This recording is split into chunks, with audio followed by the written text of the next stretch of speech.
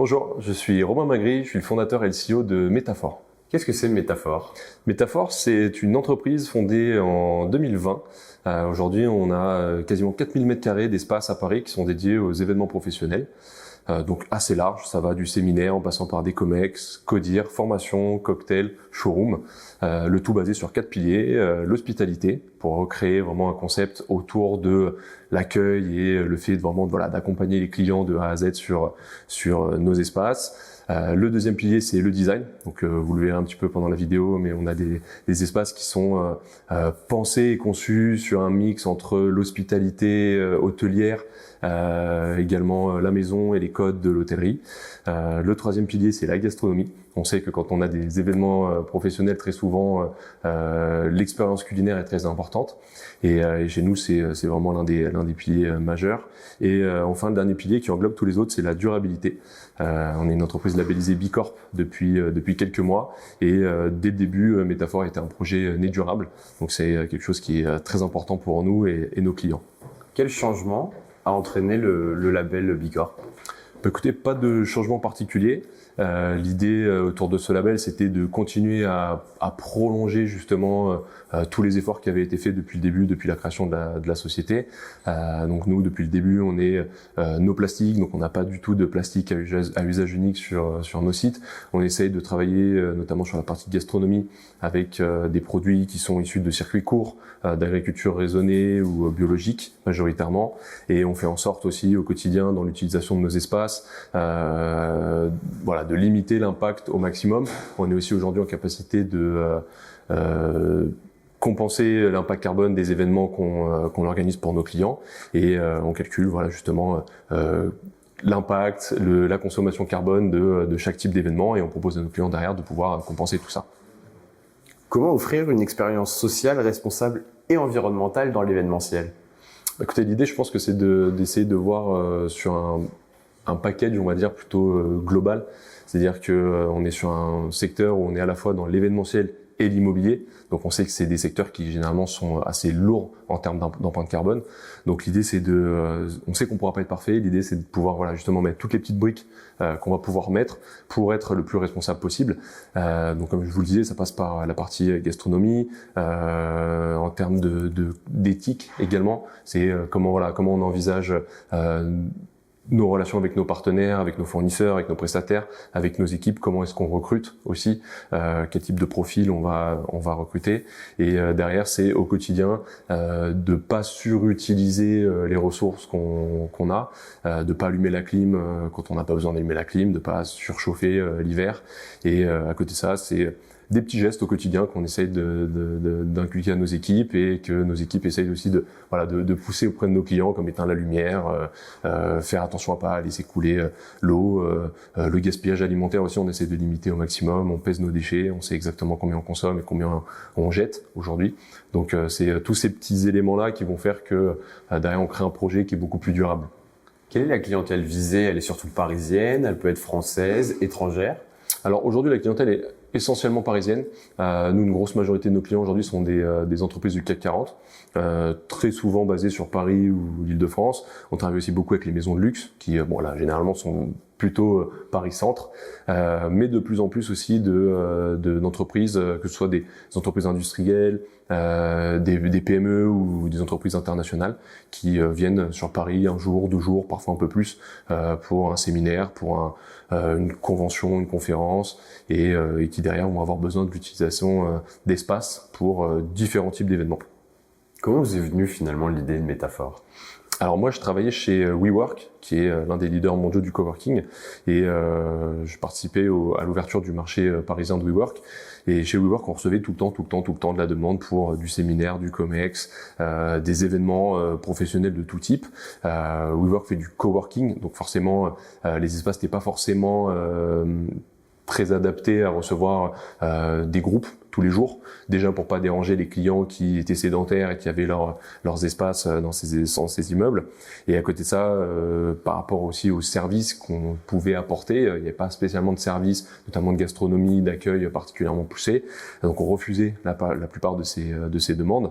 Et à force de refuser beaucoup de demandes, j'ai commencé à réfléchir un petit peu sur ça veut dire qu'il y a quand même un besoin aujourd'hui. Et quand je rappelais ces personnes-là pour leur demander où est-ce qu'elles étaient allées, on me répondait 99% du temps, on est allé dans un hôtel, dans les grands groupes hôteliers qu'on connaît, Marriott, Pullman, Hilton, Accor, etc. Et très souvent avec une expérience qui est pas forcément la meilleure, parce que c'est des espaces qui sont souvent les mètres carrés les moins bien utilisés, les salles de réunion en sous-sol, on a tous vécu ça, avec les moquettes un peu vieillissantes, les faux plafonds et les thermos de café, plateau repas le midi. Donc voilà, l'idée c'était de venir casser un petit peu les codes de ce qui se faisait jusqu'à présent sur ce marché, qu'on appelle le marché du MICE, donc c'est Meeting, Incentive, Convention et Exhibition, et de venir chahuter un petit peu ça en apportant un concept à la fois haut de gamme et durable à Paris. Vous en êtes où aujourd'hui et quels sont vos prochains objectifs? Écoutez, aujourd'hui, on a, je disais, quasiment 4000 m² d'espace. On a 1200 m² rue La Boétie dans le 8e arrondissement, un peu plus de 1000 m² dans le 9e arrondissement, dans le quartier Liège-Blanche. Et on a également un espace à Vincennes qui fait 1500 m² à l'orée du bois de Vincennes, juste en face des arbres du bois, avec un grand jardin, très facile d'accès puisqu'on est 100 mètres de la ligne 1, donc à 5 minutes de Paris. Et l'idée, c'est de continuer de se développer tranquillement, peut-être avec une ouverture en fin d'année, potentiellement pas très loin de notre site de La Boétie, et ensuite d'autres ouvertures dans les prochaines années. Pour le moment, Paris, Île-de-France, et après peut-être d'autres grandes villes ou capitales européennes. À l'approche des Jeux Olympiques, des Jeux de Paris, vous allez forcément être impacté, l'événementiel va être impacté. Quelle approche vous avez de l'événement ? Écoutez, on est tous contents d'accueillir les Jeux Olympiques à Paris. On en parlait tout à l'heure, c'est une fois dans une vie qu'on accueille les Jeux Olympiques chez soi. Maintenant, pour notre business, on ne savait pas trop, que ce soit nous, les autres sociétés d'événementiel, les hôteliers, etc. On savait pas trop comment ça allait se passer. Au final, on se rend compte qu'il y a beaucoup moins de demandes que ce qui avait été plus ou moins prévu initialement. On se rend compte aussi que de par le positionnement des jeux, forcément en plein milieu de l'été, c'est plus difficile aussi pour les entreprises d'envisager des événements, alors qu'une grande partie des salariés vont être soit en congé, soit un peu plus loin de Paris.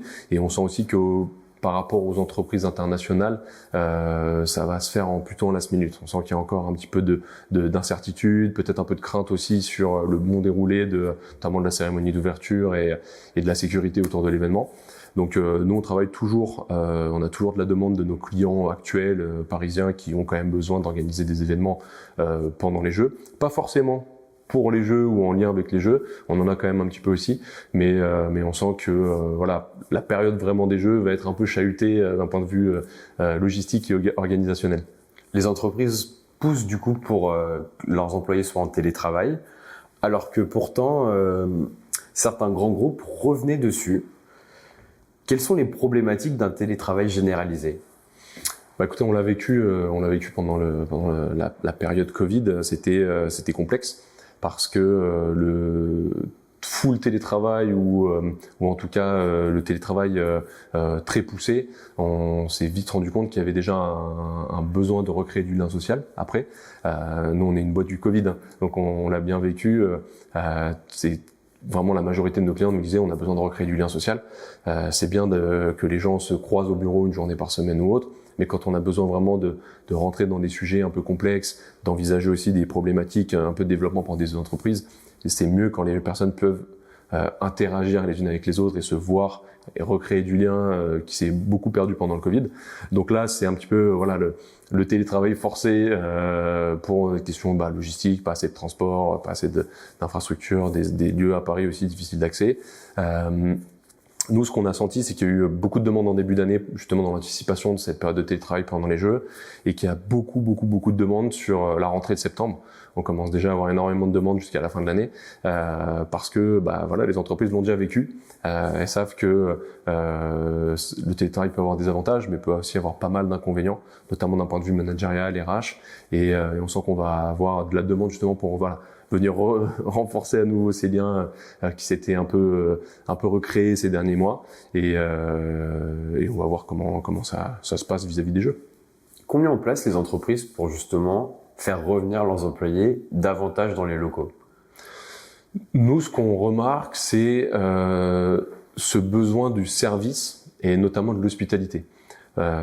Typiquement, nos clients nous disent ce qu'on vient chercher chez Métaphore, c'est justement ce côté hospitalité, d'avoir des équipes sur place qui sont aux petits soins pour leurs participants. Donc quand je vous dis les participants, ça peut être des collaborateurs, des clients, des partenaires. Et en fait, ce qu'elles viennent chercher chez Métaphore, c'est justement ça, c'est le fait d'avoir une personne qui est dédiée, qui va être là à la fois pour vous accueillir, vous ouvrir la porte avec un sourire, bien vous accueillir et derrière vous accompagner tout au long de la journée. Dès que vous avez une question, un besoin ou autre, on a vraiment quelqu'un qui est disponible tout de suite pour venir y répondre. Et on sent que c'est aussi ça que les entreprises ont besoin d'apporter aujourd'hui à leurs invités.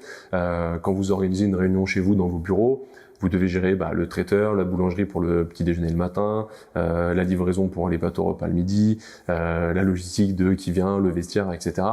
Nous, on propose une offre clé en main et on sent que à la fois ça soulage les organisateurs des événements puisqu'ils savent que voilà, ils peuvent venir ici et que tout va bien se passer, que nous on s'occupe de tout. Et à côté de ça, les participants sont bien accueillis et se sentent tout de suite bien dans les espaces et ils savent que la journée va se passer sans friction. Donc on sent vraiment que ce côté apporter un service, et chez nous un service haut de gamme, en plus de tout le reste, de la gastronomie évidemment, bien manger, se retrouver, etc. On sent que ce côté serviciel est très important et aide vraiment les entreprises justement à refédérer et redonner de l'importance aussi à leurs invités, donc à leurs collaborateurs ou leurs clients sur les événements. Sur les Jeux de Paris, comment l'événementiel tente de tirer son épingle du jeu?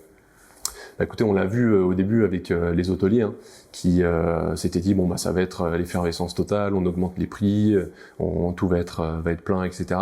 Au final, il y a eu beaucoup moins de demandes que prévu. Nous, on échange beaucoup avec les hôteliers, notamment nos partenaires chez qui on envoie des clients et qui nous envoient aussi leurs clients.